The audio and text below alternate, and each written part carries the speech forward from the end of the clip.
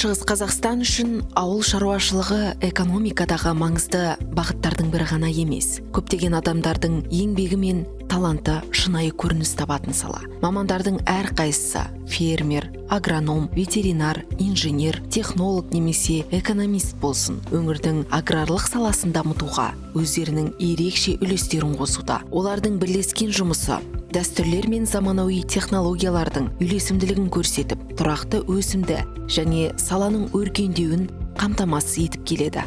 Бұл адамдар нағыз өз заманның қаһармандары. Олардың іске деген құштарлығы мен адалдығы өңірді алға жылжытып, болашағының жарқын болуына зор үлес қосып отыр.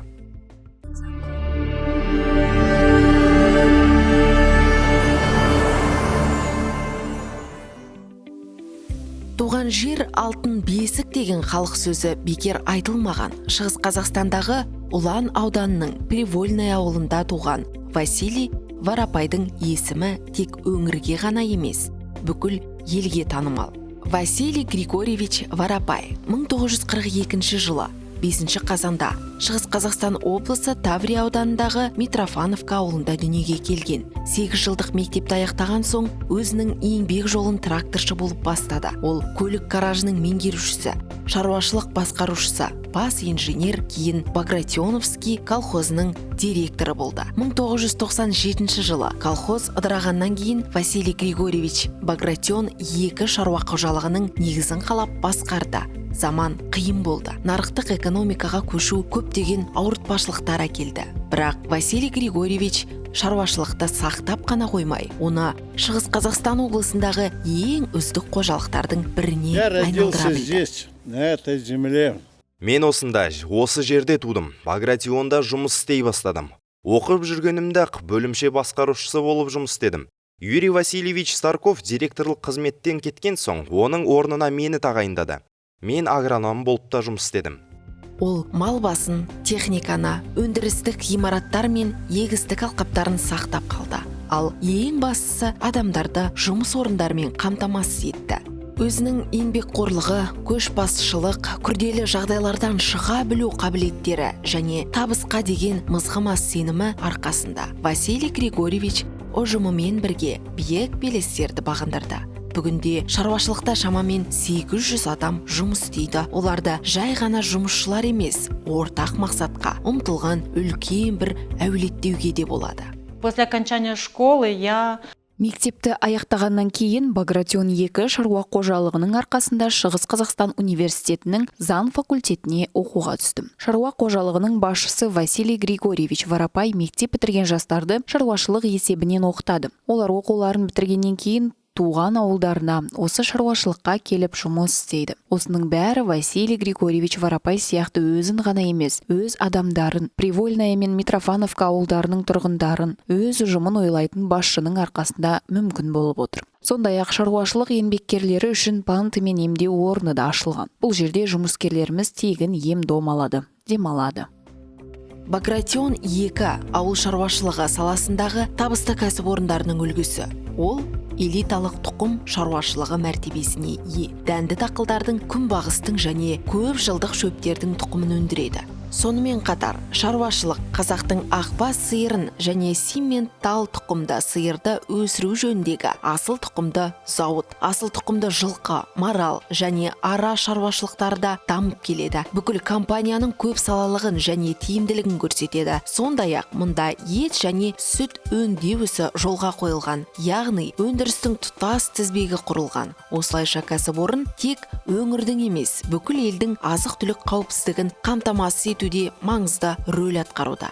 Василий Григорьевичтің көшбасшылығы мен еңбегінің арқасында шаруашылық аймақтың аграрлық флагманына айналды, ал оның еңбегі жоғары деңгейде лайықты бағаланып келеді.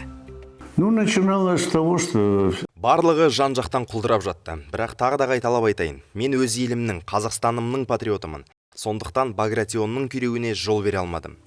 Фермер кәсібі кез келген мемлекеттің азық-түлік қауіпсіздігі мен тұрақтылығын ұстап тұрған негіз. Василий Григорьевич Воропай өзінің ерен еңбегі арқылы, білімнің, еңбекқорлық пен жерге деген қамқорлықтың арқасында мол өнім алып қана қоймай, тұтас аймақтың гүлденуіне үлес қосуға болатынын дәлелдеп шықты.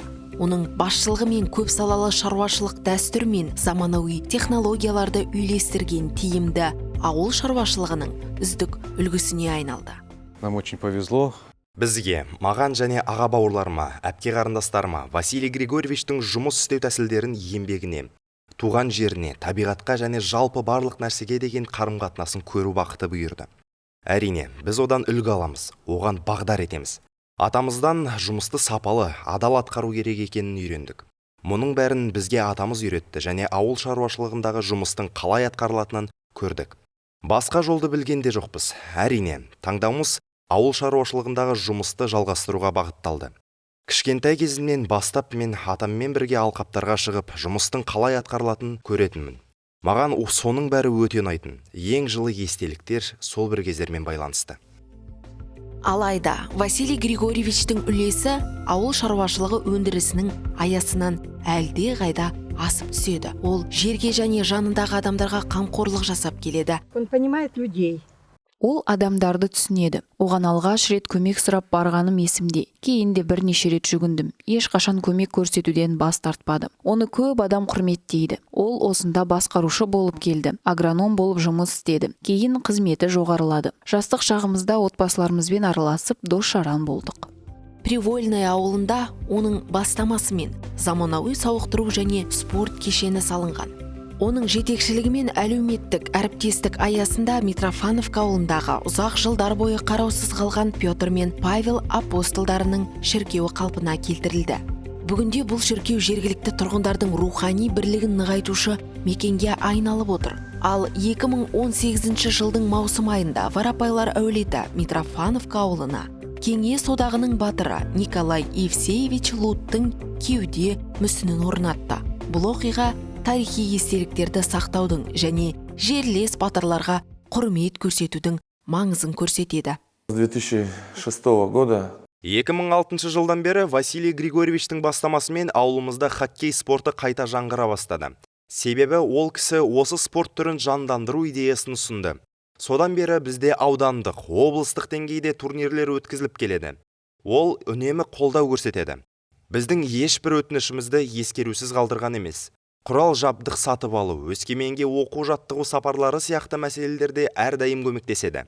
Енді жаңа хоккей қорабы салынбақ. Осы ауылдан болашақта талай чемпиондар мен спортшылар тәрбиеленіп шығады деген сенімдемін. Өзінің көп жылдық еңбегі үшін Василий Воропай Шығыс Қазақстан облысының құрметті азаматы атағына ие болған.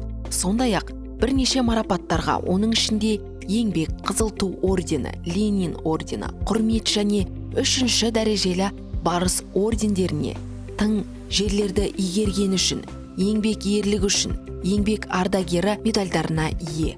Мұның бәрі оның аймақ үшін ғана емес, бүкіл ел үшін атқарған еңбегінің маңызын көрсетеді. Ну, я бы сказал так, что мы сохранили. Мен айтар едім, кеңес заманынан қалғанның шамамен 60%-ын сақтап қалудың өзі қиынға соқты. Адамдардың бәрі бірдей жұмыс орындарын сақтап қалуға дайын болмады. Қазір бізде бас дәрігерде, бас зоотехникте, сауынды, табынның басқарушысы да барлығы өзіміздің багратиондық мамандар. Біз өз адамдарымызға ерекше мән береміз. Болашақта астық, күнбағыс өндірісі, суару және жер өңдеу мәдениетін сауатты жүргізу арқылы дамитын болады. Жыл сайын Василий Григорьевич ауданның жыл кәсіпкері ретінде танылып отырады. Бұл ерен еңбегінің әділ бағаланып жүргенін көрсетеді. Оның шаруашылығы ауыл шаруашылығын тұрақты әрі табысты дамытудың үлгісі, ал оның жерлестеріне деген қамқорлығы нағыз көшбасшының ісі. Жергілікті тұрғындар әрдайым оған көмек сұрап барады, ал жерлестерінің өтініштерін ешқашан назардан тыс қалдырмай, түрлі мәселелерін шешуге көмектесіп тұрады. Василий Григорьевич, он Директор болып жұмыс істеп келе жатқаныма 5 жылдай болды. Осы уақыттың ішінде Василий Григорьевич балалар үшін кеңістіктер ұйымдастыруға әрдайым қолдау көрсетіп келеді. Қазір де біз үзілісте балалар демалатын орнында тұрмыз. Оны толығымен сол кісінің өзі ұйымдастырған. Жиһаздан бастап бөлме кеңістігі мен жабдықтарға дейінгі барлық жобаларды жүзеге асыруға көмектесті. Оларды ата-аналармен, оқушылармен және мұғалімдермен бірге анкеталар арқылы жиналған ұсыныстар негізінде ойластырдық. Біздің оқушылар ол кісінің қолдауын әрдайым сезінеді. Ол оқу орнын өзінің панасына алып отыр деуге де болады. Работать надо. Жұмыс істеу керек. Алдымен тұрған жеріңді, ауыл шаруашылығын жақсы көру қажет. Бұл міндетті, онсыз болмайды. Ауыл адамды шынықтырады, нағыз патриоттарды тәрбиелейді. Ал патриоттық сезімсіз жұмыс істеу мүмкін емес.